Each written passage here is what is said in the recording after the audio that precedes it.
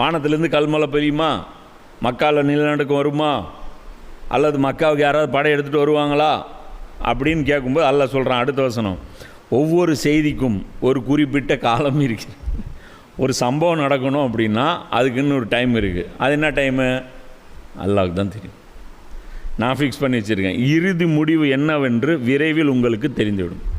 நான் என்ன time fix பண்ணியிருக்கேன், நான் உங்கள் விஷயத்தில் நான் என்ன முடிவு எடுத்திருக்கிறேன் உங்களுக்கு எப்போ தெரியும்? உங்களுக்கே தெரியும். எப்போ தெரியும்? பத்ரில் தெரிஞ்சதில்ல அல்லாஹ் என்ன இவங்க விஷயத்தில் முடிவு எடுத்தான்ட்டு. இவங்க உள்ளத்தில் முதல்ல சீல் வச்சிட்டான். ரசூல்லா தாவா செஞ்சு 10 வருஷம் இவங்க கேட்காத போது அல்லாஹ் இவங்க உள்ளத்தில் என்ன பண்ணிட்டான்? சீல் வச்சிட்டான். இனிமேல் நீ திருந்திரக்கூடாதுன்னு முடிவு பண்ணிட்டான்.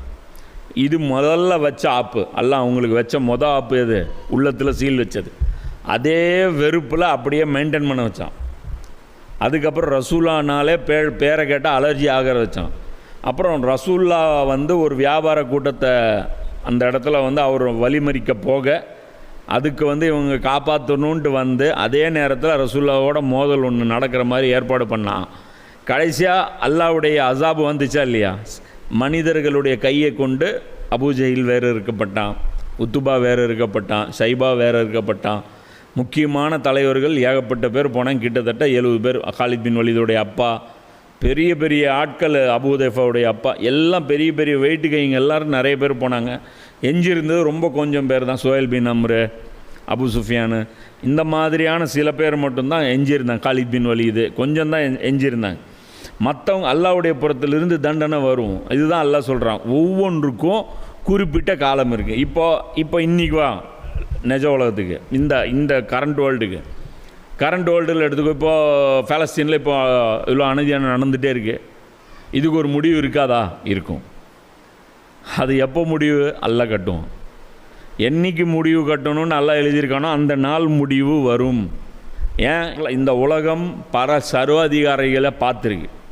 ஒரு காலத்தில் பிரிட்டிஷ் ஆடாத ஆட்டம் கிடையாது. ஒரு காலத்தில் ஜெர்மன் ஆடாத ஆட்டம் கிடையாது.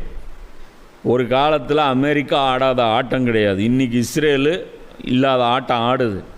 அதுக்கும் ஒரு முடிவு கட்டப்படும். அல்லாஹ் சொன்ன அந்த 3 வடிவங்களில் ஒரு வடிவத்தில் தண்டனை தரப்படும். அந்த தண்டனை எந்த மாதிரியான தண்டனை? உலகத்திற்கான தண்டனை. நீ ரொம்ப அலிச்சாட்டியம் பண்ணினா தான் அல்லாஹ் உனக்கு துனியாவில் அசாபு கொடுப்பான். புரியுதா? நீ அதாவது உன்னால் மற்றவங்க நிறைய பேர் பாதிக்கப்படுறாங்க அப்படின்னா அப்போ தான் அல்லாஹ் துனியாவில் அசாபு கொடுப்பான். சரி, இந்த துனியாவில் அசாபு கொடுத்து அழிக்கப்பட்டான், அதோடு விடப்பட்டானா? இல்லை, மறுமையில் இதை விட பன்மடங்கு கடுமையான வேதனை இவங்களுக்கு தரப்படும்.